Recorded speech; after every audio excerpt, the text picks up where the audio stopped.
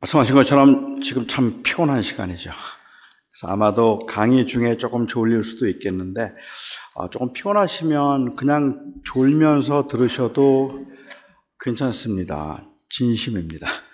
저는 제가 설교할 때, 교회에 설교할 때 조는 분들이 계시면 고마워요. 제가 조는 분들을 고마워하는 이유는 그 열정 때문에 그렇습니다. 집에서 주무셔도 되는데 왜 교회 와서 주무실까? 그것은 피곤하기는 하지만 그렇지만 들어보겠다는 열정이고 한번 좀 참여해 보겠다는 그러한 간절함이라서 굉장히 고맙죠, 사실. 그래서 저는 아무 상관이 없으니까 피곤하시면 그냥 눈을 지그시 감고 계셔도 괜찮을 것 같습니다. 제가 고등학생 때 한국에서 어느 집회에 참석을 했다가 부흥 강사 목사님에게 아주 충격적인 이야기를 들었습니다.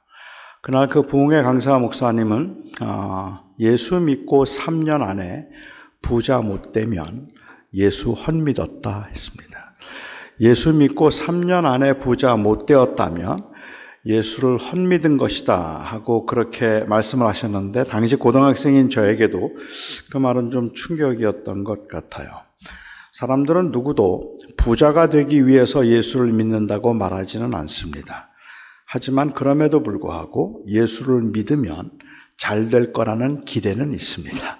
하나님께서 우리와 함께 하시고 전능하신 하나님이 우리를 도우시니까 우리가 남들보다는 건강하고 남들보다는 잘 살고 그리고 남들보다는 조금 더 행복할 것이라는 그 기대는 있죠. 그래서 우리는 예수를 믿음에도 불구하고 형편이 어려워지거나 아니면 몸에 병을 얻으면 상당히 혼란스러워집니다. 하나님께서 우리를 사랑하시고 하나님이 우리와 함께 하시는데 왜 이렇게 어려운 일들이 있을까? 그러니까 사람들은 부자가 되기 위해서 예수를 믿지는 않지만 예수를 믿으면 하나님이 도와주셔서 그래서 조금 나은 삶을 살게 될 것이라는 기대를 가지고 있죠. 옛날 구약 시대부터 그래서 사람들은 생각하기를 재물은 축복이라고 생각했습니다. 하나님께서는 사랑하는 자에게 재물을 주시고 그리고 하나님께서 사랑하지 않는 자에게는 가난과 어려움을 주신다고 생각을 했고 사실 욥을 찾아왔던 욥의 친구들도 욥이 당했던 그 고난을 보면서 많이 슬퍼했지만 7일 동안 같이 죄를 뒤집어 쓰고 울 만큼 욥이 불쌍했지만 그들이 가지고 있던 기본적인 신학적인 그 체제는 바꿀 수가 없었어요. 그래서 그들이 가지고 있던 그 기본적인 신학적 전제에 의해서 다시 말씀드리면 응징신학적 전제에 의해서 욥이 고난을 당하는 것은 욥이 하나님 앞에 범죄했기 때문이다 생각했습니다. 그래서 욥이 회개하면 하나님께서 이제 더 해결해 주시고 그리고 그 고난의 문제를 하나님께서 거두어 가실 테니 욥은 회개하라.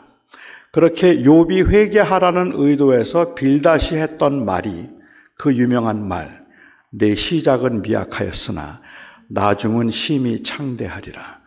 이 내 시작은 미약하였으나 나중은 심히 창대하리라는 이 말은 내가 하나님께 회개하면 이라는 말이 전제되어 있어요. 그 욥기 8장에 보면. 그런데 애석하게도 우리 그 한인 가게나 뭐 이런 데 가보면 그 회개하면은 빼고 그냥 지금은 미약하게 시작하지만 하나님께서 복을 주셔서 창대하실 것이라고 그렇게 어플라이를 하는 경우들이 종종 있죠. 하지만 빌닷이 했던 말의 전제에는 응징신학이 있습니다. 하나님이 가난을 주시고 병을 주시는 것은 저주하신 것이다. 그리고 하나님께서 재물을 주시는 것은 축복이다라고 생각을 하는 거죠. 하지만 빌닷의 생각은 물론 틀렸습니다. 욥이 고난을 당했던 것은 그의 죄 때문이 아니었고 오히려 욥기를 통해서 저희들에게 주시는 교훈은 사람들은 욥기를 고난당하면 욥기를 읽어보라 그래요. 그런데 그 의도가 조금 불순할 때가 있어요.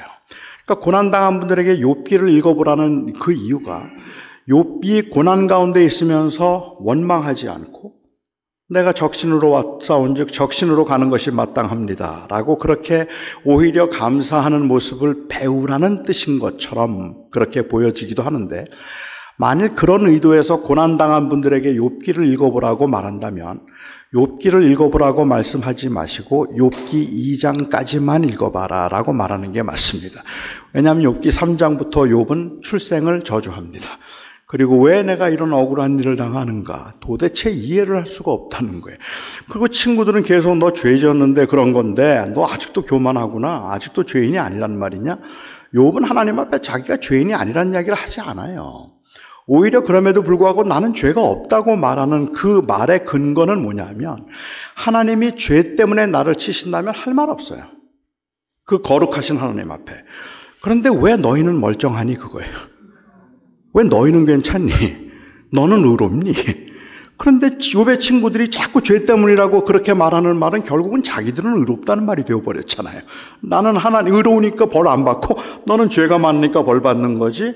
사실 욥기를 통해서 하나님께서 주셨던 엄청난 교훈, 저는 욥기를 꼭 읽어보라고 말씀을 드리는데 욥기를 통해서 보여줄 수 있는 그 엄청난 교훈은 의인도 고난을 받는다예요. 그리고 또한 환난 가운데, 고난 가운데 하나님은 함께 하신다예요. 그래서 욥은 하나님의 임재를 찾았고 나중에 하나님께서는 욥이 직접 나타나셔서 하나님의 임재를 보여주심으로 고난 가운데도 욥을 향한 하나님의 계획이 있었음을 보여주시죠.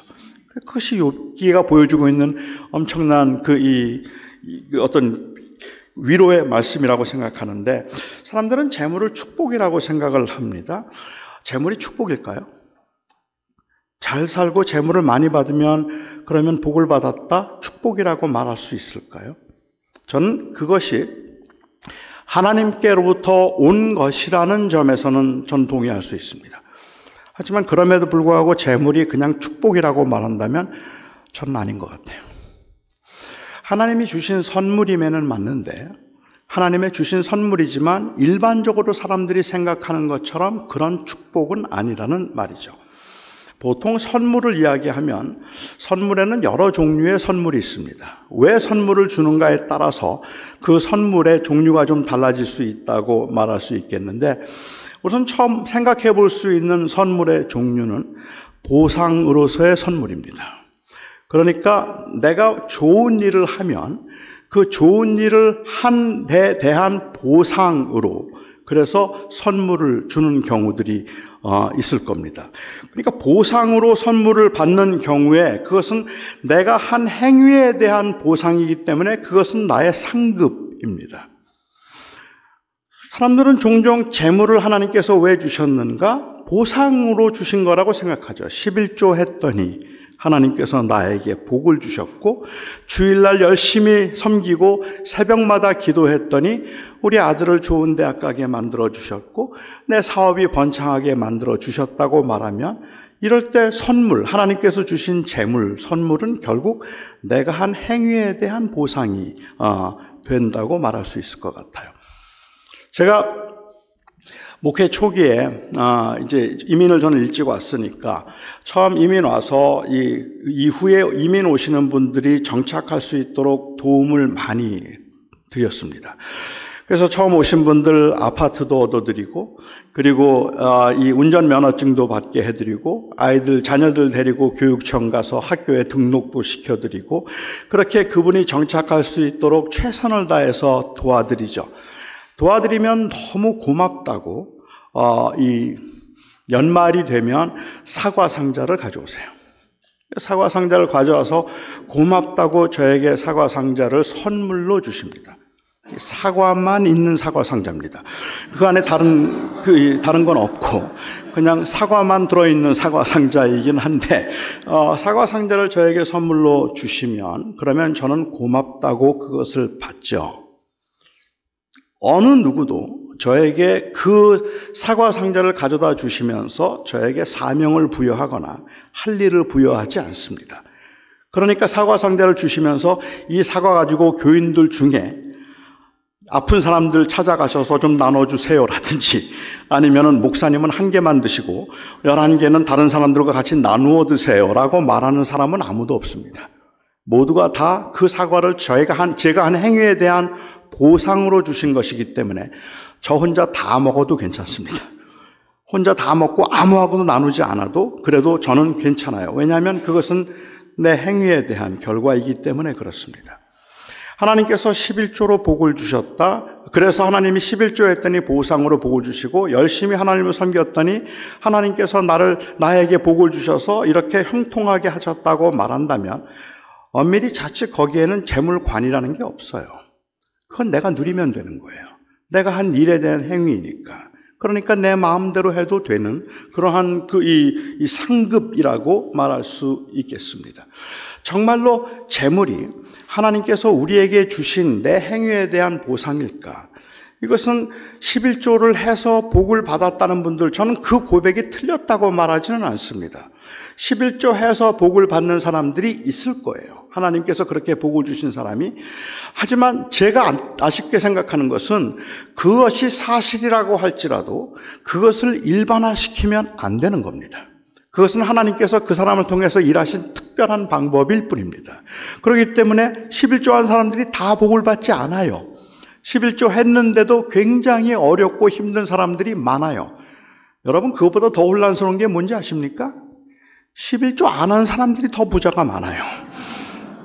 11조 안 했는데 더 잘 되는 사람들이 많다는 말입니다. 그러니까 그 비결을 거기서 뽑으려고 하는 것은 사실은 상당히 위험한 발상일 수도 있을 것 같아요. 11조 하지 말라는 말로 들으시면 큰일 납니다. 제가 말씀드리는 것은 그것은 우리가 무엇을 받아내기 위한 그러한 수단이 아니라는 말이에요. 그러니까 내가 부자 되기 위한 수단이 될 수는 없다는 말씀을 드리는 거겠죠. 두 번째 선물의 종류가 있다면 그것은 사랑의 표현입니다. 누군가를 사랑하면 사랑하는 사람들에게 사랑을 표현하고 싶습니다. 그래서 사랑하는 사람들에게 선물을 주고 싶고, 그리고 또 사랑하는 사람들에게 그 마음을 표현하고 싶은 거죠. 제가 금년에 65세입니다. 65세인데 저는 지금도 저희 어머님에게 생일 선물을 받습니다. 그리고 저희 어머님에게 생일 선물을 받는 것, 저는 지금도 기분이 좋습니다. 만약에 선물을 보상으로 생각한다면 제 생일날 제가 저희 어머님에게 선물하는 게 맞습니다. 사실 이렇게 잘생기기 어렵잖아요. 이런 아들을 낳아주셔서 너무 고맙습니다. 가는 곳마다 제 외모를 칭찬하니 어머님의 은혜가 참 한량 없습니다. 라고 그렇게 저희 어머님께 선물을 제가 드리는 게 마땅할 텐데, 저는 지금도 생일이면 저희 어머님에게 선물 받는 걸 좋아하죠. 하지만 지금 제 나이에 저희 어머니에게 엄마 내 생일날 뭐 사줄 거야? 뭐 이렇게 말하기는 좀 쑥스러워요. 그렇기 때문에 요즘도 제가 생일이 좀 가까워지면 한 2주 전쯤 어머님께 전화를 드리죠. 전화를 드리고는 어머니 참 세월이 빨라요. 엊그제가 한 해가 시작한 것 같은데 다음 주면 내가 벌써 65세네. 아니 어쩜 이렇게 세월이 빠르죠? 라고 얘기하면 눈치가 빠르신 저희 어머님 뭐 사줄까? 그러시죠. 저는 그러면 그냥 어머님이 알아서 하세요라고 얘기를 하는데, 제가 그것을 좋아하는 이유는 그것은 사랑의 표현이기 때문에 그런 거죠. 누군가를 사랑하면 그 사랑을 표현하고 싶어지는 겁니다. 제가 신학교를 졸업하고 박사과정 들어가서 1년 되었을 때, 제가 사역하던 전도사로 있던 교회에서 목사님이 1년 동안 안식년을 나가시면서 그 안식년 1년 동안 저에게 목회를 하라고 부탁하셨어요. 그래서 당에 장로님들이 찾아오셔서 1년 동안만 목사님이 안 계시는 동안에 목회를 해달라고, 제가 그때 나이가 25살이었는데 목회를 해달라고 해서, 저는 공부 중이기 때문에 신방은 못하고 다른 회의를 인도하거나 이런 것도 못하고 주일 설교와 수요일 성경 공부만 하라면 제가 1년 동안 맡겠습니다. 그래서 그것만 하기로 하고 제가 1년 맡았습니다. 한 3개월쯤 했는데요. 앞에 새로 교인이 하나 왔는데, 한 자매가 왔는데 보는 순간 이 전기가 일어나는 거예요. 아, 이 여자구나 하는 생각이 들더라고요. 그래서 제가 그날 저녁에 그 전화를 했습니다. 그리고 내가 이 교회 전도사인데 신방을 해야 되겠다 그랬어요. 뭐 전도사가 신방을 하겠다니까 반대할 이유는 없죠. 그래서 그 다음날 제가 중국집에서 만났는데 그 중국집에서 만나서 지금까지 제가 목회하면서 가장 긴 신방 11시간 했습니다. 난 12시에 만나서 밤 11시까지 아이스크림집 3군데 다니고 식당 2군데 다니고 그렇게 밤 11시까지 11시간 신방했어요. 그리고 한 달 후에 2차 신방이라고 제가 전화를 해서 그래서 또 만나서 10시간 신방했습니다. 그리고 세 번째 만났을 때 결혼하자고 했습니다. 제 아내야 제가 결혼하자는데 너무 좋아하죠. 얼마나 좋겠어요. 그래서 너무 고맙다고 막 그러는 거예요. 제 아내 그래서 결혼을 하게 됐는데 그때 제 결혼을 하자고 해서 허락을 했는데 그때 제 아내가 20살이었습니다. 그래서 결혼을 하기로 하고 그 다음 해 발렌타인데이에 그 차이가 지나고 그 해에 결혼을 했는데 다음에 발렌타인스데이에 저는 제 아내에게 제가 얼마나 제 아내를 좋아하는지 표현하고 싶은 생각이 들어서 사람들이 발렌타인데이 때 선물로 주고받는 건 다 샀습니다. 인형, 꽃, 초콜릿, 사탕, 하여튼 반지, 목걸이 다 샀어요. 그 가난한 신학생이 빚을 내가면서 그것을 다 해서 제가 그렇게 정성껏 사랑을 한다는 그 발렌타인 이 선물을 했는데 제가 그렇게 할 때는 저는 정말 사랑하기 때문에 사랑한다는 표현을 하고 싶은 거죠. 그런데 뭐든지 해주고 싶은 거예요. 그게 바로 사랑의 표현이죠.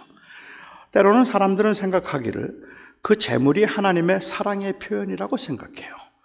하나님이 나를 사랑하셔서 재물을 주셨고 하나님이 나를 사랑하셔서 건강을 주셨다. 저는 하나님께서 사랑하셔서 재물을 주시고 건강을 주셨다는 말에 크게 이의가 없습니다. 하지만 제가 이의를 삼는 이의를 갖는 그 단어는 하나님이 나를 특별히 사랑하셔서라는 말입니다. 하나님께서 나를 특별히 사랑하셔서 나에게 건강을 주셨다고 말하면 우리는 사실은 그 말을 들을 때마다 섬찟섬찟한 거예요. 그런데 왜 어떤 사람은 사랑하지 않으시지? 왜 나는 사랑하지 않으시고 저 사람만 사랑하시지? 아주 굉장히 큰 집으로 입주를 하면서 감사 예배를 드리자고 사람들을 모아서 함께 감사 예배를 하면서 그렇게 하나님께 감사 예배하면서 내가 한 거 아무것도 없는데 하나님께서 저를 특별히 사랑하셔서 이렇게 좋은 집을 주셨다라고 말을 하면 그러면 함께 예배를 하던 사람들 중에 어떤 사람들은 마음이 상한단 말이에요. 왜 나는 사랑하지 않을까? 특별히 사랑해서 어떤 사람에겐 건강을 주셨다는데 왜 나는 사랑하지 않아서 나는 이렇게 평생을 투병을 하면서 살게 만드셨을까라는 그 아쉬움이 생기고 그리고 그 안타까움이 사실은 생긴다는 말이죠. 하나님께서 특별히 사랑하시기 때문에 그 사람에게 더 사랑하셔서 그 사람에게 더 좋은 걸 주신 것은 아니란 말입니다. 그렇게 말하면 그러면 너무 많은 사람들의 경우 하나님이 원망스럽기도 하고 너무 많은 사람들의 경우에 하나님은 부당하다고 생각할 수 있기 때문에 그렇습니다. 제가 70년대 미국에 이민을 왔는데 70년대 이민 그 교회에 가서 어렵지 않게 들을 수 있었던 기도가 주로 어떤 기도인가 하면은요. 지금도 그 당시에는 이민 온다는 게 좀 쉽지 않은 상황이었기 때문에 그랬던 것 같아요. 지금도 아프리카에는 굶어 죽는 사람들이 있고 한국에는 여전히 가난과 그리고 또한 질병이 있는데 하나님이 우리를 특별히 사랑하셔서 이 젖과 꿀이 흐르는 기회의 땅 미국으로 인도하심을 감사합니다. 모두가 다 아멘했어요. 사실 청년이었던 저의 입장에서는 저 기도를 아프리카 사람들이 들으면 무슨 생각을 할까? 저 기도를 만일 한국에 있는 분들이 듣는다면 이거는 하나님의 차별이라고 생각하지 않을까 생각했거든요. 그래서 젖과 꿀이 흐르는 땅으로 특별히 사랑하셔서 인도하셔서 감사하다고 했던 분들이 요즘 보니까 다 한국 가서 사세요. 한국이 지금은 더 살기가 좋기 때문에 그런 것인지도 모르겠습니다. 저는 재물을 그렇게 이 사랑의 표현이나 아니면 그 재물을 보상이라고 생각하는 그것은 그리 성경적이 아니라고 생각해서 그런 의미에서 저는 재물은 축복이 아니라고 생각합니다. 또 다른 한 종류의 선물이 있습니다. 그것은 바로 은사입니다. 하나님께서 주신 선물인데 저는 재물은 은사에 속한다고 생각하죠. 아마 제가 이만큼 말씀을 드리고 나면 교회 생활을 오래 하신 분들의 입장에서는 조금 이해가 안 되거나 아니면 좀 이의가 생길지도 모르겠어요. 왜냐하면 성경에 보면 틀림없이 하나님이 사랑하는 자에게 복을 주셔서 재물을 주셨고 하나님께서 함께하는 사람들은 다 부자였거든요. 하나님께서 그들에게 복을 주심으로 아브라함도 창대케 되었고 야곱도 부자였고 요셉도 총리가 되었고 다니엘도 총리가 되었고 욥도 부자였고 하나님을 사랑하는 사람들은 하나님이 다 재물에 복을 주시고 자식의 복을 주셔서 모두가 다 형통했단 말이에요. 그리고 많은 자녀들을 두고 모두가 다 형통하고 넉넉한 삶을 살아서 하나님이 사랑하는 사람들에게 복을 주신다는 말이 성경에 분명히 있는데 그런데 왜 그렇게 말하느냐고 말씀하실 분도 계시겠습니다. 저는 성경을 읽을 때 조금 구속사적으로 읽어야 된다고 생각해요. 그러니까 구약 성경에 나와 있는 그 내용들은 예수님이 오심으로 인하여서 폐지되는 게 아니라 원래 그 구약 성경들이 보여주고 있던, 상징하고 있던 것이 있단 말입니다. 그래서 그 의도하던 바가 있기 때문에 그리스도께서 오심으로 완성되는 것들이 있죠. 아마도 제일 먼저 생각해 볼 수 있는 완성된 것이 있다면 그것은 제사일 겁니다. 옛날에 이스라엘 백성들은 짐승을 잡고 그 짐승의 피를 가지고 하나님 앞에 나아갈 수 있었습니다. 그래서 제사를 드려야 됐어요. 양을 잡기도 하고 소를 잡기도 하고 염소를 잡기도 하고 그래서 그 피를 뿌려서 나가야 됐습니다. 우리가 오해하지 말아야 되는 것은 어떤 짐승의 피도 우리의 죄를 사할 수 없습니다. 양의 피가 우리의 죄를 사할 수 없는 겁니다. 그러니까 양의 피로 주님 앞에 양의 피로 하나님 앞에 나아갔다고 얘기를 한다면 그 양의 피로 죄사함을 받는 것이 아니라 그 양의 피가 상징하는 예수 그리스도의 보혈이 죄사하는 거죠. 그러니까 우리가 구약시대에 짐승을 잡고 나가는 것은 그때는 그것으로 하나님이 죄를 사하신 것이 아니라 그것이 예수 그리스도를 보여주고 있기 때문에 그 예수 그리스도를 가리키고 있기 때문에 예수 그리스도의 피로 그리스도의 죽음과 보혈로 우리의 죄가 사함을 받는 겁니다. 어떤 짐승도 우리의 죄를 사할 수는 없죠. 따라서 구약에 나와 있는 제사들은 그리스도를 가리키고 있는 것이고 예수님께서 오신 이후에는 이 모든 제사는 다 끝났습니다. 완성됐다는 말이죠. 그렇기 때문에 신약시대의 성도들 중에 아무도 짐승의 피를 가지고 주님께 나아가는 사람은 없습니다. 주님이 오셨으니까. 그리고 두 번째 또한 그 주님을 가리키고 있던 또 다른 하나의 개념을 예로 한번 말씀을 드린다면 성전입니다. 이스라엘 백성들이 광야 생활을 하는 동안에 하나님께서는 성막을 만들게 하셨는데 그 성막을 통하여서 나는 네 하나님이 되고 너는 내 백성이 되리라고 하는 하나님의 언약, 다시 말하면 하나님께서 그들 백성 가운데 함께 계신다는 상징이 바로 성막이었습니다. 이 성막은 이스라엘 백성들에게는 굉장히 중요한 겁니다. 왜냐하면 성막은 하나님이 그 자리에 그들과 함께 하신다는 의미였기 때문에 그런 것이죠. 가나안에 정착하고 난 다음에 성전을 지었어요. 이 성전을 통하여서 하나님께서는 그들 가운데 하나님이 함께 하심으로 그들의 하나님이 된다는 그러한 상징적인 의미가 강했기 때문에 바벨론의 포로로 잡혀갔다가 이스라엘 백성들이 돌아오면 제일 먼저 해야 되는 일은 성전을 증축하는 일입니다. 이것은 하나님이 계실 곳을 만들어 드린다는 단순히 그런 의미가 아니라 다시 하나님의 임재를 청한다는 말입니다. 그리고 우리가 다시 하나님의 임재 앞에 서겠다는 말입니다. 따라서 하나님의 임재가 우리 가운데 있다는 의미에서 성전은 굉장히 중요한 개념이었죠. 그렇게 중요하게 하나님의 임재를 가리키고 있는데 요한복음 2장에서 주님께서 말씀하셨습니다. 저 성전을 헐라. 그 성전이 아름답다고 하는데 저 성전을 헐라 내가 사흘 동안에 일으키겠다 말씀하셨어요. 그리고 요한은 거기에 아주 자상하게 그 카멘터리를 달아서 말하기를 이는 그리스도께서 자기의 육체를 가리켜 말씀하심이로라. 예수 그리스도가 성전입니다. 하나님이 함께 하심, 하나님이 우리 가운데 계심, 임마누엘, 그 성전을 완성하신 분이 예수님이시라는 말입니다. 그렇게 성전을 완성하신 예수님이기 때문에 이것을 조금 더 확장시켜서 사도 바울은 말하기를 성령이 너희 안에 거하시면 If the Spirit dwells in you, don't you know that you are the temple of God? 성령이 너희 안에 거하시면 네가 성전인 것을 알지 못하느냐? 결국은 이제 예수 그리스도께서 오심으로 우리는 교회당을 짓고 예배당을 짓기는 하지만 성전을 짓지는 않아요. 성전은 사람들이 성전입니다. 예수를 믿고 있는 사람들이 성전입니다. 여기가 성전이 되는 이유는 예수를 내 마음에 품고 성령 안에 거하는 사람들이 함께 모여서 그리스도의 이름을 부르니까 여기가 성전이 되었다는 말입니다. 이제는 우리는 교회를 가리켜서 거기 하나님이 계시다고 말하지 않는다는 말이에요. 거기에 하나님의 사람들이 모여 있으면 거기가 하나님의 성전이지만 그것은 단순히 그 장소에 하나님이 계신 게 아니라는 말입니다. 그래서 우리는 한 장소를 지어놓고 주님을 거기다 가두지 않아요. 주님은 거기 계시지 않습니다. 성도들과 함께 계십니다. 그 구약의 성전은 신약에 완성된 거죠. 엄밀한 의미에서 우리가 이야기하자면 따라서 교회를 성전이라고 부르기보다는 오히려 성전이라고 부르는 것에 저는 크게 이의가 없지만 굳이 성전이라고 부른다면 그것은 사람들이 있기 때문이었습니다. 거기에 하나님의 사람들이 모여 있어서 성전이지 장소에 하나님이 거기 계시진 않죠. 하나님의 임재는 그리스도를 통해서 완성되었습니다. 세 번째 개념이 재물이라고 저는 생각하는 거죠. 또 다른 개념이 구약시대 하나님께서 함께 하심으로 하나님이 그들과 함께 하시고 그들을 도와주시고 그들을 사랑하신다는 사랑의 증거는 외적인 증거는 재물이었습니다. 그리고 장수함이었습니다. 따라서 우리가 누리게 될 그 생명을 보여줄 수 있고 표현할 수 있는 그 상징적인 것은 장수함이고 풍성함, 풍요로움이죠. 하나님 믿는 사람들은 다 그래서 오래 살거나 아니면은 장수할 것이고 형통할 것이라는 말씀을 주님께서는 하셨다는 말입니다. 그게 바로 하나님이 우리를 사랑하신다는 증거였어요.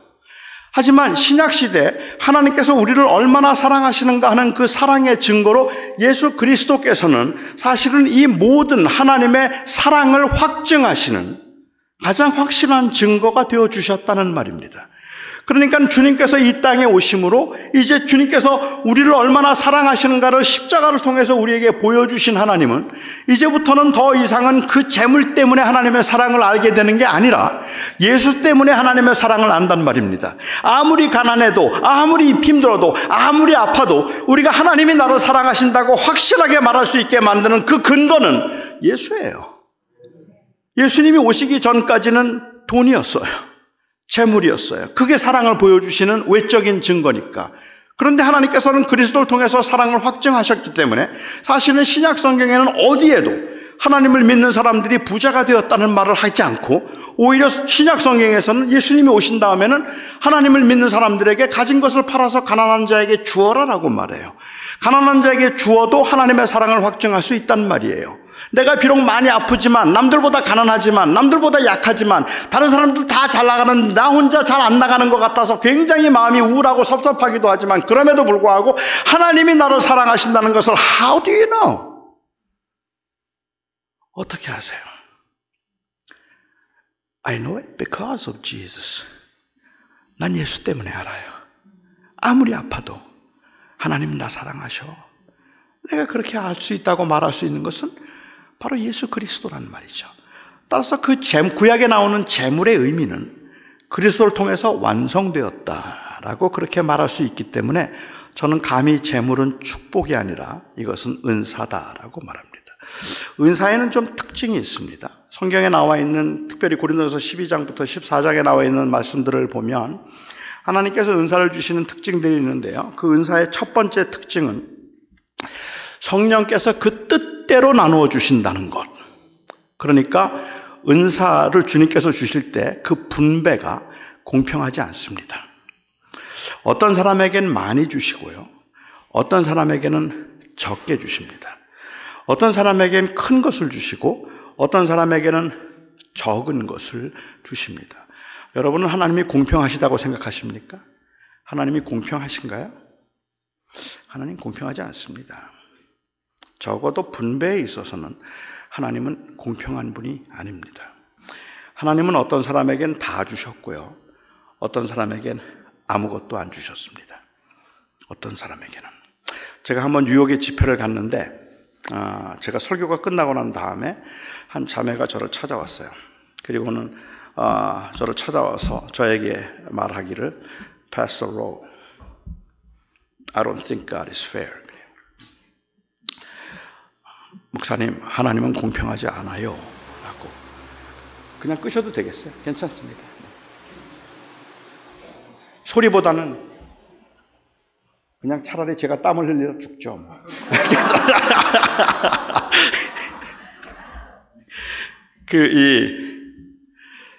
그 자매가 하나님은 공평하시지 않다고 이야기하는데 제가 그 자매에게 참남하도다. 인간이 무엇이간데 감히 하나님의 공평함을 논하느냐.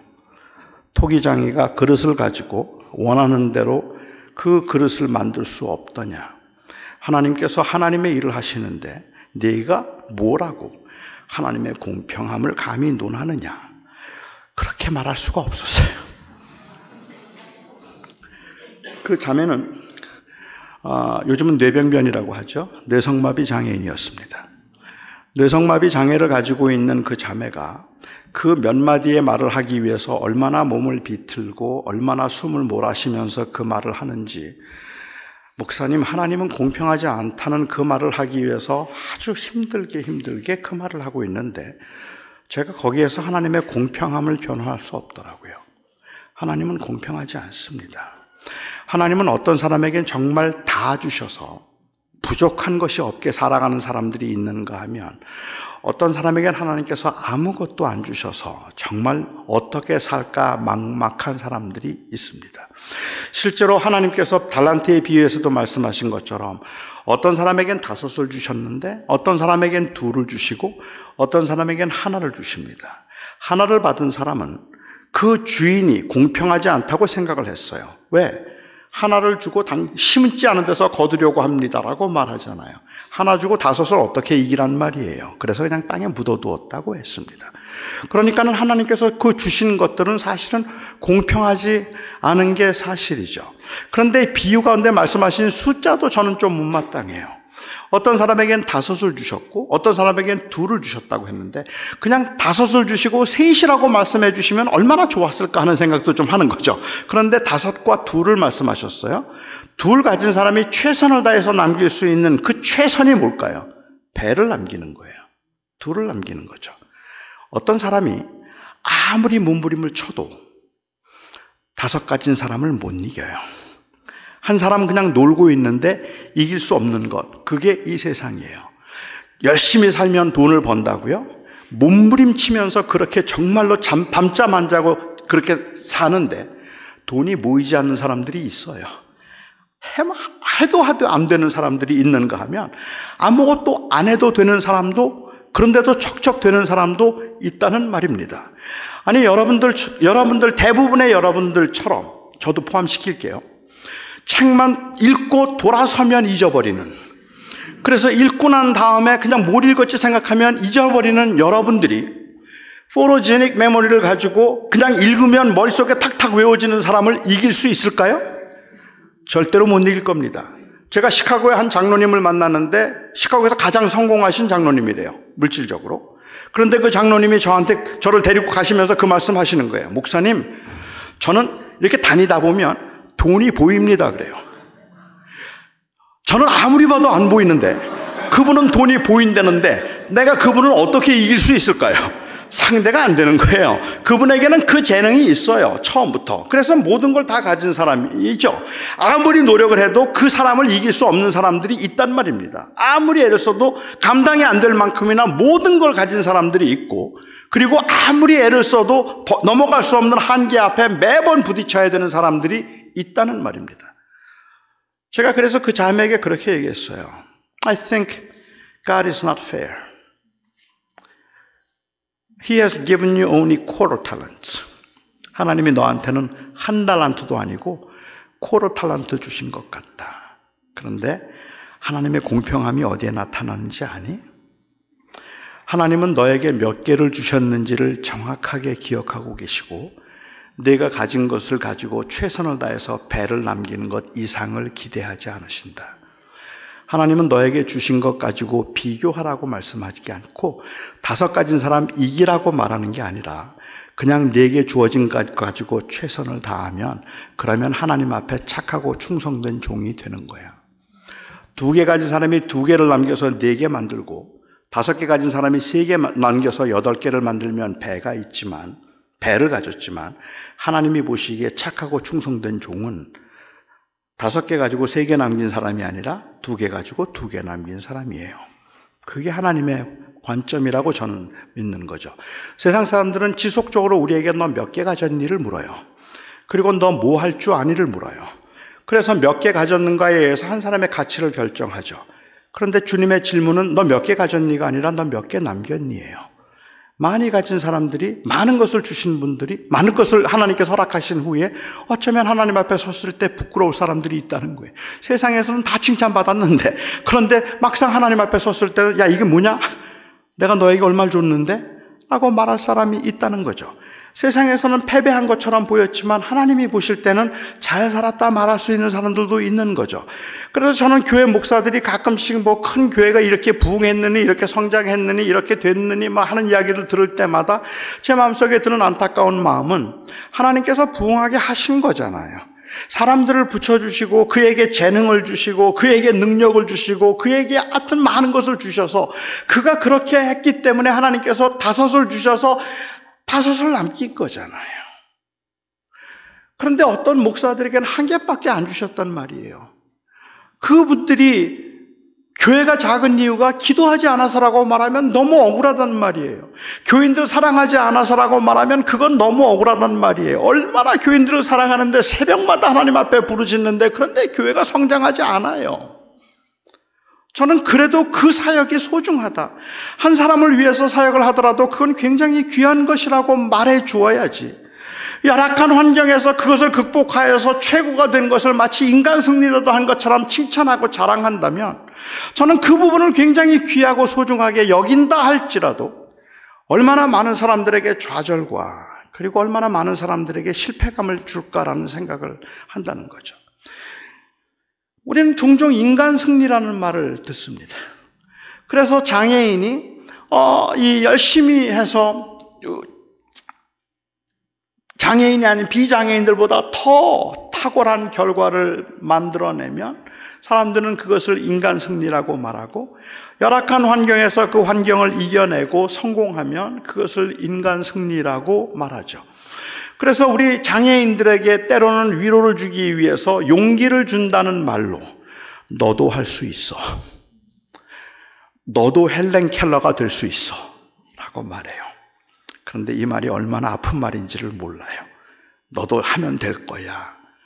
저는 그 말은 그렇게 썩 제 마음에는 그렇게 들지 않는 말인 거죠. 제가 한국에서 결혼식을 했는데요. 제 아내는 당시 한국에서 굉장히 잘 나가던 꽤 유명한 집안의 무남동녀 외동딸이었습니다. 그래서 한국에서는 뭐 알만한 집안의 무남동녀 외동딸과 이제 제가 결혼을 한국에서 했는데 정말로 알만한 분들이 많이 오셨더라고요. TV에서나 볼만한 분들 뭐 이런 분들이 많이 참석을 하셨어요. 결혼식이 다 끝나고 난 다음에 한 분이 저를 찾아오셔서 제 손을 잡고 막 눈물을 글썽거리면서 너무너무 감격해하는 거예요. 너무너무 감격해서 자기가 너무 감동이 되고 너무 좋아서 어쩔 줄을 모르겠다 그렇게 얘기를 해요. 그러면서 그분이 자기를 소개하는데 그 한국에 있는 큰 그 장애인 재활 그 기관인 정립회관이라는데 거기 원장님이래요.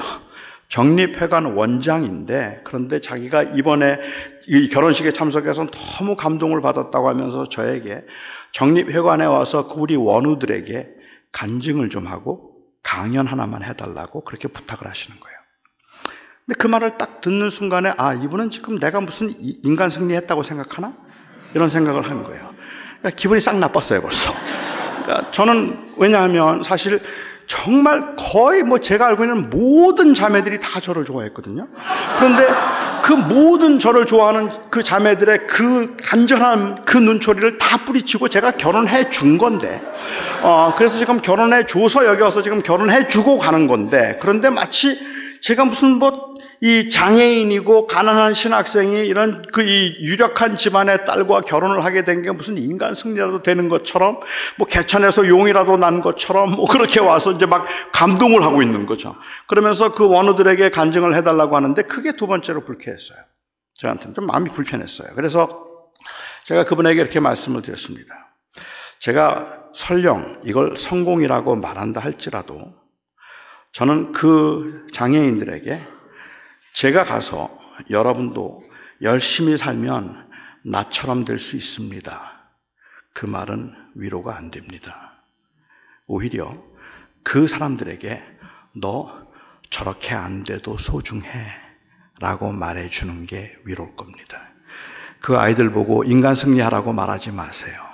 그 힘들고 어려운 가운데서 그렇게 버겁게 살아가는 그들에게 그렇게 버겁게 살아가는 너의 인생이 소중하다, 그것도 귀하다, 하나님은 그것도 아름답게 보신다 라고 말해야지, 성공해야 아름답게 보신다고 말하거나 아니면 네가 비록 장애인이지만 다 물리치고 헬렌 켈러가 된다면 이라는 식의 이야기는 위로 같지만, 용기를 주는 것 같지만 얼마나 많은 사람들을 좌절과 실패감에 빠지게 하는지 모릅니다.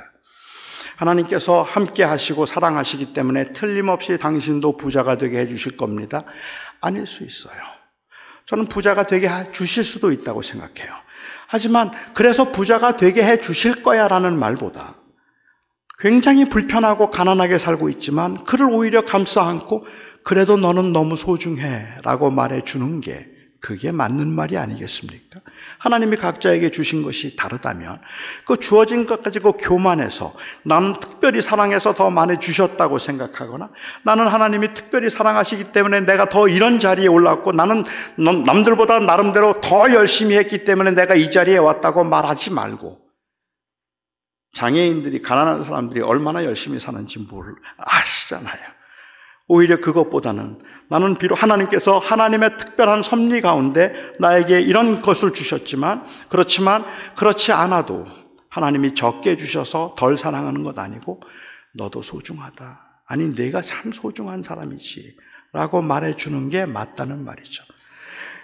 버겁게 힘들게 15명, 20명 모아놓고 10년 동안 목회를 한 목사를 찾아가서 야 10년 동안 이게 뭐냐 라고 야단치는 것보다, 나는 이렇게 했더니 교회가 크더라고, 너도 한번 이렇게 해보라고 말하는 것보다 얼마나 수고하느냐고 손 한번 잡아주고 고맙다고 말해주는 게 그게 위로죠. 그렇지 않겠습니까? 재물은, 제가 그렇게 생각하는 이유는 하나님께서 주시는 은사의 분배가 처음부터 하나님의 섭리 가운데 분배가 달라요. 어떤 사람은 많이 주셨어요. 5 받은 사람은 5 남겨야 할 책임이 있는 겁니다. 2 받은 사람은 2 남겨야 할 책임이 있고 1 가진 사람은 1 남겨야 할 책임이 있는 겁니다. 각자에게 주어진 게 다 다르기 때문에 그 주어진 것에서 내가 얼마나 최선을 다하는가 하는 것으로 우리의 인생의 가치를 결정해야지, 남들과 비교해서 누가 더 많이 가졌는가에 의해서 인생의 가치를 결정하면 안 되잖아요. 그러려면 하나님이 너무 원망스럽죠. 어떻게 하나님께서는 나를 이렇게까지 철저하게 흙수저로 만드셔서 도저히 따라갈 수 없는 금수저들 사이에 두시고 어떻게 나로 인생을 감당하란 말입니까? 라고 말할 수 있는 분들 계시지 않겠습니까?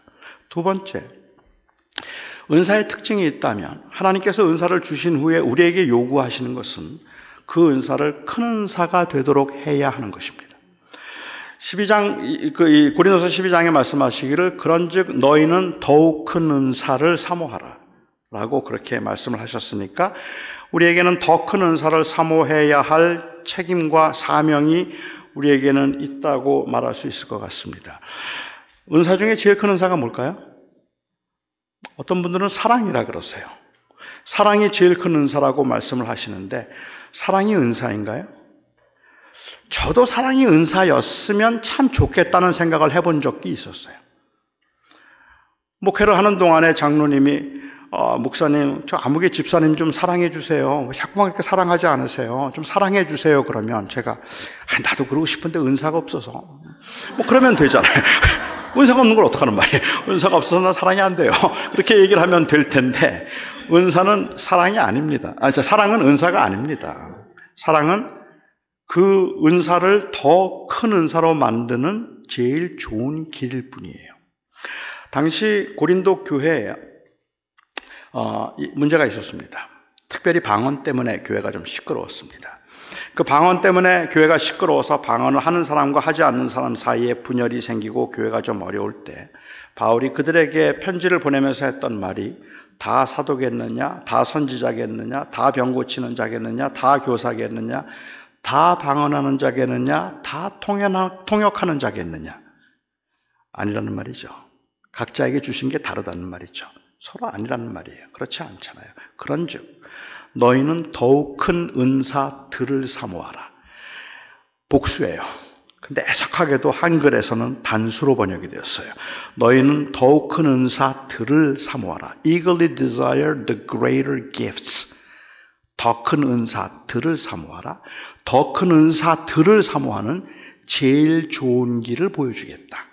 그리고 나서 그 유명한 고린도전서 13장이 나오죠.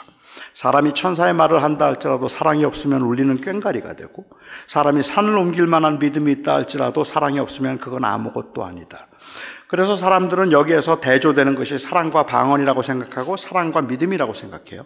사랑이 방언보다 더 중요하다. 그리고 사랑이 믿음보다 더 중요하다. 하지만 자세히 읽어보시면 거기서 지금 대조가 되고 있는 것은 사랑과 방언이 아닙니다. 어떤 게 더 큰가를 말할 때 오히려 그것이 아니라 사랑이 있는 방언과 사랑이 없는 방언을 대조하고 있습니다. 사람이 천사의 말을 할지라도 사랑이 없으면 울리는 꽹과리예요. 하지만 사랑이 있으면 좋은 거예요.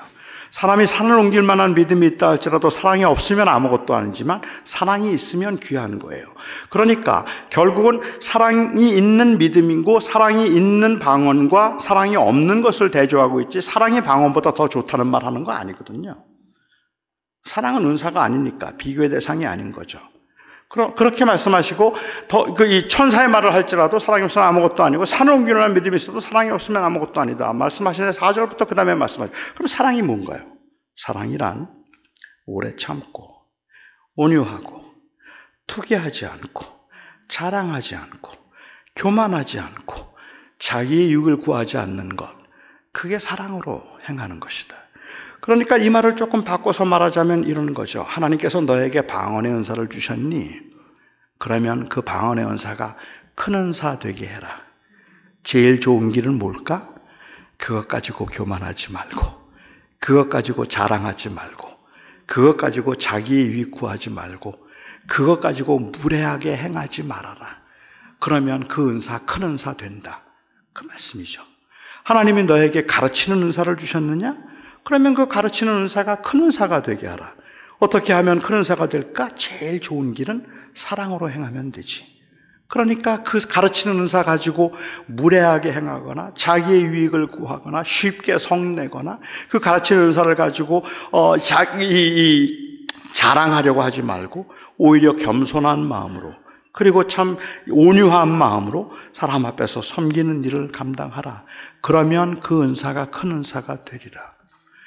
하나님께서 너희에게 재물을 많이 주셨느냐? 하나님이 너에게 재물을 많이 주셨으면 그러면 그 재물이 큰 은사가 되게 하라. 그게 우리에게 주어진 사명이란 말입니다. 어떻게 해요? 사랑으로 행하라. 하나님께서 부자 되게 하셨다고 자랑하지 말고, 그것 가지고 교만하지 말고, 그걸로 무례하게 행하지 말고, 자기의 유익만 구하지 말아라. 그러면 그 은사가 큰 은사가 된다. 하나님이 얼마를 주셨는가, 누구에게 얼마나 더 많이 주셨는가가 중요한 것이 아니라 나에게 주신 것이 무엇이든 그것이 큰 은사가 되게 할 수 있도록 만들려면 가장 좋은 길은 사랑으로 행하는 것이라고 말씀을 하고 계시는 거죠. 그런 의미에서 재물은 당연히 은사이어야 한다는 거예요. 그러니까는 그 은사는 많이 받은 사람이건 적게 받은 사람이건, 적게 받아서 원망하거나 많이 받아서 교만하는 것이 아니라 모든 일에 항상 주신 것을 가지고 사랑으로 행하여 그 은사를 큰 은사가 되게 하라. 그것이 우리에게 주신 사명이란 말입니다. 내가 많이 가졌기 때문에 다른 사람 앞에서 내가 그래도 성공했다고 목이 곧아서 자랑하려고 하거나 남을 함부로 무시하려고 한다면 그 은사는 그야말로 보잘것없는 은사가 되어버리는 겁니다.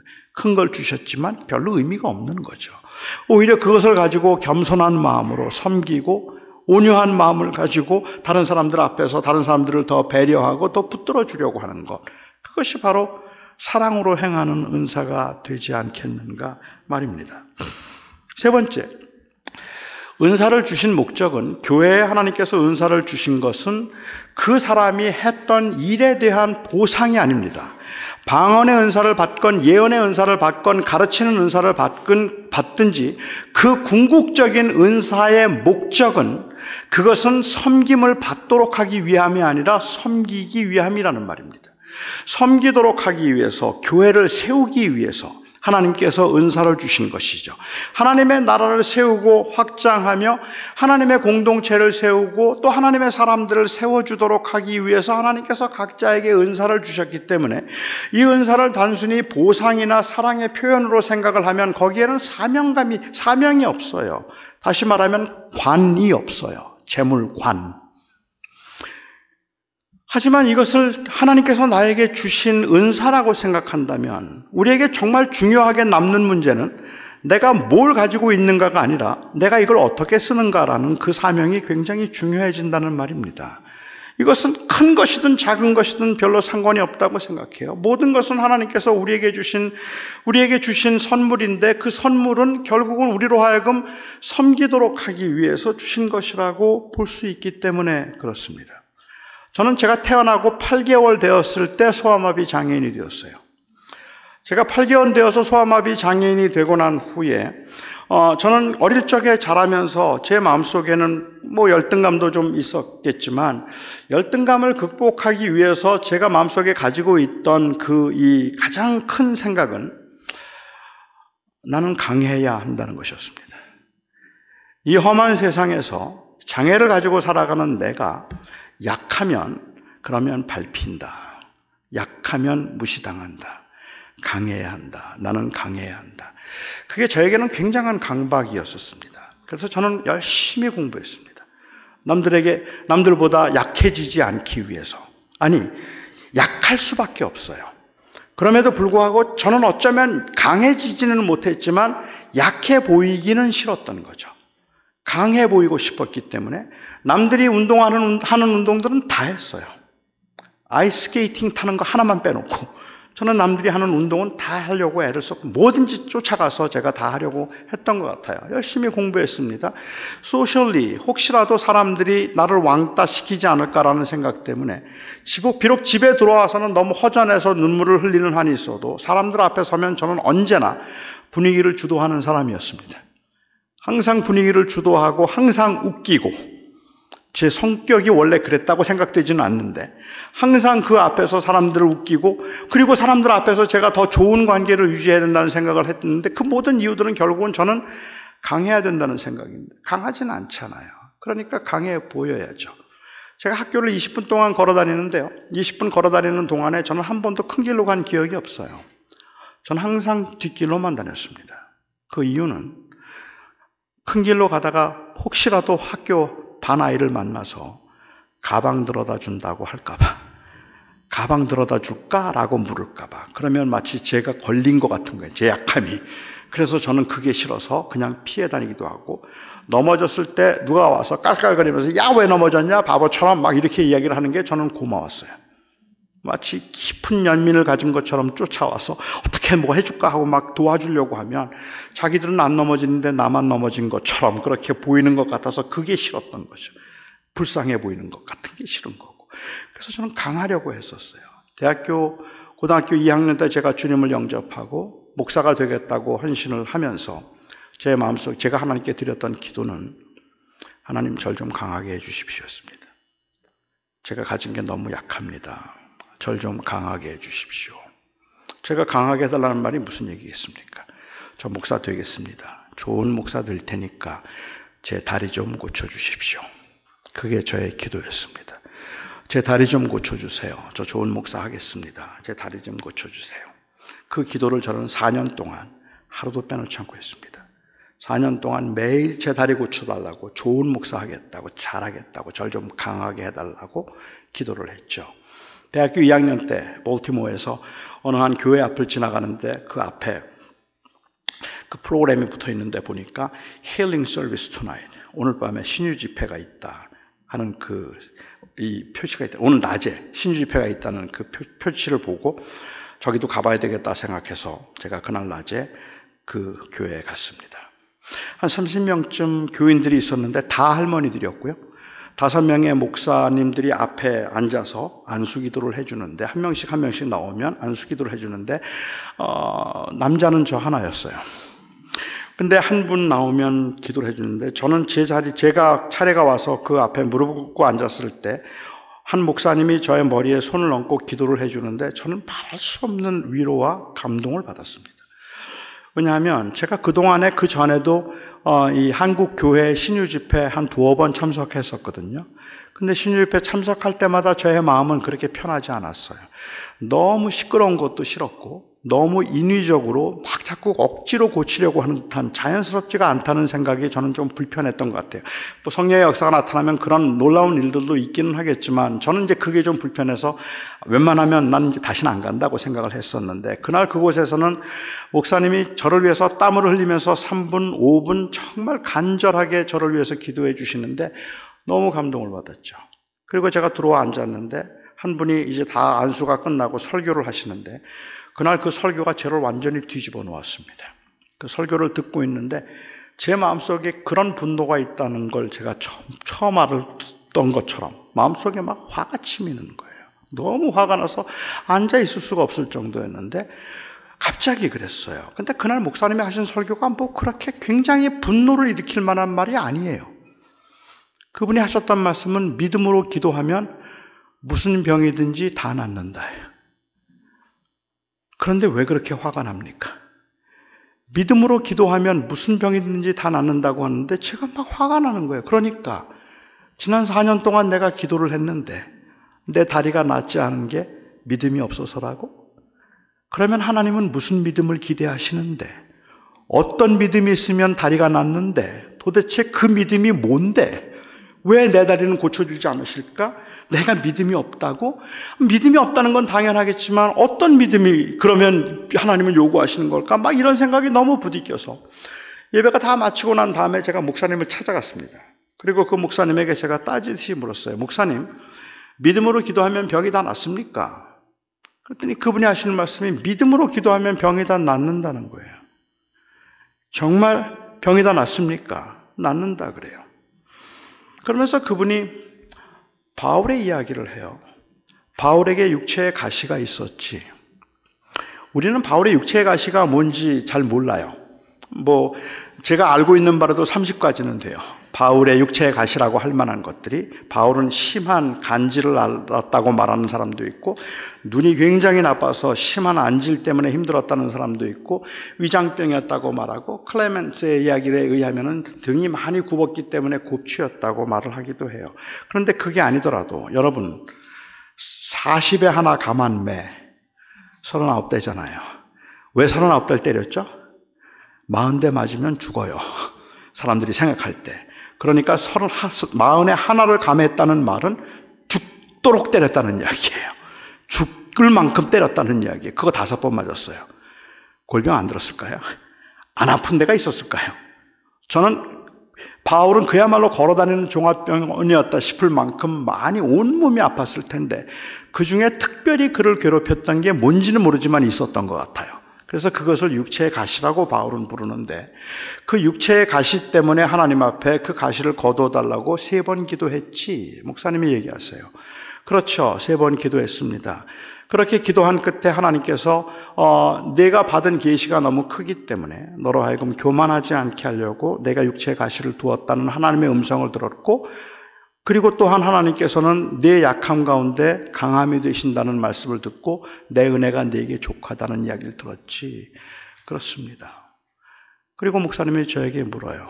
그 응답을 듣고 난 다음에 또 기도했을까? 그래요. 또 고쳐달라고 기도했을까요? 또 했을까요? 안 했죠. 했으면 4번 한 거니까. 그러니까 3번 강구했다 그랬으니까 3번 하고 더 이상 기도하지 않았죠. 안 했습니다, 목사님. 그러자 그분이 말하기를 그럼 그 병 나았지? 그래요. 하나님께서 너로 하여금 교만하지 않도록 하기 위해서 내 안에서 내 능력을 보여주기 위해서 너를 약하게 만들었다는 하나님의 뜻을 발견하고 나면 그 다음에는 이건 더 이상은 병이 아니라 사명이지, 은사지라고 말씀하세요. 그거는 하나님께서 나를 통해서 일하시기 위해서 내 몸에 두셨던 육체에 가시는 은사임을 바울이 깨달았다면, 그러면 내 은혜가 네게 족하다는 말에 바울은 응답할 수 있었겠지. 그날 제 병이 나았습니다. 그리고 그날이 제 기도를 멈춘 날입니다. 저는 그날 제 기도를 멈추고 더 이상은 고쳐달라는 기도보다 하나님께서 저에게 장애를 주신 것이, 그것이 저의 장애를 통해서 하나님이 하실 일이 있으셔서 이것을 통해서 하나님이 하시는 일이라면 제 장애는 저에게는 은사입니다. 인정을 할 수 있었습니다. 고난도 가난도 그것을 통해서 하나님이 하고자 하시는 일이 있다면 그게 은사죠. 그래서 저는 계속 기도하면서 하나님 절 좀 강하게 해주세요. Make me strong. 이 험한 세상에서 절 좀 강하게 해주세요. Make me strong. 강하게 해달라는 기도를 했고, 그날 하나님께서 저에게 깨닫게 해주셨던 것은 No, I'm not going to make you strong. 난 널 강하게 하지 않겠다는 것이었어요. I am not going to make you strong, but I will be your strength. 그렇지만 내가 너의 강함이 되어줄 거야. 너 나 없이 못 살아. 너 이제 나 없이는 안 돼. 내가 너의 강함이 되어줄 테니까, 그러니까 넌 나를 붙들고 오라. 그래서 저는 강하기를 원했는데 하나님께서는 저를 강하게 해주시기보다는 오히려 강함이 되어주셔서 하나님이 전적으로 주를 의지하며 살아가게 만드시기 위해서 내 몸에 육체의 가시를 두셨다면 저는 이것도 은혜다라고 생각을 하는 거죠. 물론 아직도 석연치 않은 건 있어요. 바울은 받은 계시가 너무 커서 교만할까 봐 육체의 가시를 두셨는데 저는 받은 계시가 없어요. 받은 계시도 없는데도 왜 육체의 가시를 두셨을까? 아무리 생각해도 그 이유는 잘 몰랐는데 시간이 지나면서 점점 알게 되는 게, 하나님이 왜 육체의 가시를 두셨는지 이제 좀 알 것 같은 게 제 외모예요. 이 외모로는 자꾸 연예계로 나간다 그럴까 봐 하나님께서 목사하라고 저에게 가시를 두셨구나 생각하니까 또 그것도 너무 좋아요. 그렇잖아요. 그것도 사실 너무 좋죠. 어떤 사람에게는, 심지어는요, 어떤 분에게는 그게 가난일 수도 있어요. 그게 질병일 수도 있어요. 어떤 분에게는 그게 형통함일 수도 있어요. 그런데 우리는 그것이 무엇이든 간에 내가 주님 앞에 쓰임 받도록 하기 위해서 주께서 주신 것이라는 것을 잊지 말아야 된단 말이에요. 이거는 내가 다른 사람들에게 그 섬김 받으라고 주신 것이 아니라 주님께 쓰임 받으라고 주신 것이라서 내게 주신 모든 것들은 사명인 거예요. 약함도 사명이고 아픔도 사명이고 그것도 다 하나님께서 하고자 하시는 일이기 때문에 그렇죠. 굉장히 고통스러워하면서 이 너싱홈에서 정말 몸도 제대로 거동하지 못하시는 권사님들 제가 찾아가면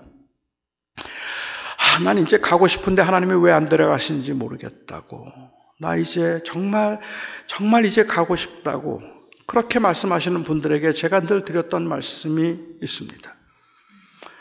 권사님은 모르고 계시지만 권사님이 마지막 호흡까지 하나님이 쓰고 계십니다. 그러니까 하나님께서 이제 다 했다, 와라 하실 그때까지 권사님은 모르지만 하나님은 권사님을 통해서 여전히 하나님의 일을 하고 계시는 겁니다. 그러니까 낙심하지 마시고 마지막 순간까지 기도하시고 하나님 바라보시고 그렇게 살아가는 순간순간이 우리에게는 너무 소중합니다. 뭘 이루어서 중요한 것도 아니고 남들보다 더 커져서 중요한 게 아니에요. 정말 거동조차 제대로 하지 못한 채 그냥 그 침상을 지키는 한이 있어도 그렇게밖에 할 수 없는 그 연약한 가운데도 우리가 그 인생을 소중하게 여기는 것은 여기에도 하나님의 뜻과 하나님의 섭리가 있다고 믿기 때문이죠. 하나님은 그것을 통해서도 일한다고 믿기 때문이죠. 만일 그렇게 믿는다면 어떻게 우리가 그 약함만 하나님이 쓰신다고 말할 수 있겠느냐는 말이에요. 우리는 우리의 형통도 우리의 부함도 이것도 사명이라고 생각해야 함이 마땅하지 않겠느냐는 말이죠. 그러니까 주께서 나를 쓰고자 하실 때 주님 앞에 제가 이 주신 것들을 많이 주셨는데 많이 주신 것들을 가지고 다른 사람들 앞에 자랑하거나 다른 사람들을 무시하거나 나의 유익만을 구하지 아니하고 주님 앞에 쓰임받게 해주시옵소서. 그 기도가 저는 이 땅을 살아가는 제자들의 기도일 거라고 생각합니다. 그래서 우리는 어떤 경우도 큰 교회 목사도 작은 교회 목사도 아니면 몸이 아픈 사람도 그리고 몸이 건강한 사람도 사람들이 부러워할 만한 자리에 올라간 사람도 바둥바둥 하는데도 그냥 여전히 버겁고 힘들게 될만 하면 무너지고 될만 하면 무너지고 도대체 내 인생에 뭐가 낀 거냐고 막 그렇게 한심스러워 답답해할 만큼이나 잘 안 풀리는 것 같은 그러한 사람도 정말로 자녀들이 탁월해서 모든 사람들에게 존경을 받을 만한 모든 사람들이 부러워할 만한 자리에 올라가는 사람이든 아니면 정말 자식 때문에 눈물이 마르지 않는 사람이든 내게 주신 그 모든 것들이 하나님의 거룩하신 주권과 섭리 가운데 있다면 하나님 그것이 무엇이든 그것이 큰 은사가 되게 해 주시옵소서. 주를 섬김에 쓰임받게 해 주시옵소서. 그게 마땅한 자리라고 생각합니다. 그래서 저는 재물은 단순히 그냥 소위 말하는 보상이나 아니면 사랑의 표현으로서 축복이 아니라 하나님께서 하나님의 일을 위해서 우리에게 주신 은사로서 축복이라고 생각합니다. 여기까지 하죠. 목사님이 질문하라고 지금 말씀하신 것 같은데, 그죠?